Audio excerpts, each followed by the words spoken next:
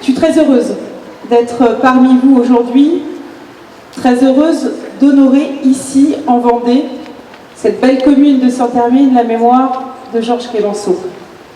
Très heureuse aussi d'honorer mon cher Philippe la parole que je t'ai donnée il y a quelques mois d'être à tes côtés pour cette belle journée.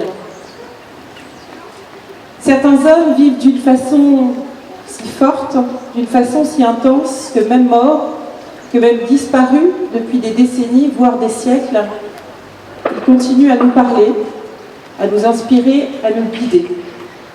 Pour eux, la mort n'est pas un point final, elle n'est qu'une étape, qu'un passage. Ces hommes, ces femmes extraordinaires vivent au-delà de leur propre existence pour nous aider, pour nous encourager, pour nous réconforter face aux épreuves de notre temps.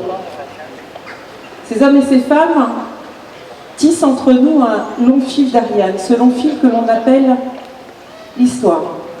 Cette histoire qui nous forge, nous érige comme peuple, comme une nation. Cette histoire, il faut bien sûr la respecter, la transmettre, mais il faut surtout l'aimer, la chérir comme un bien précieux, comme un bien de famille, comme un bien intime. La mémoire, ce n'est pas uniquement un devoir à l'égard de nos aînés, de ces générations qui, à force d'amour, à force de travail, à force de sacrifice, ont construit ce magnifique pays qui est le nôtre. La mémoire est d'abord une chance incroyable, c'est d'abord un privilège immense.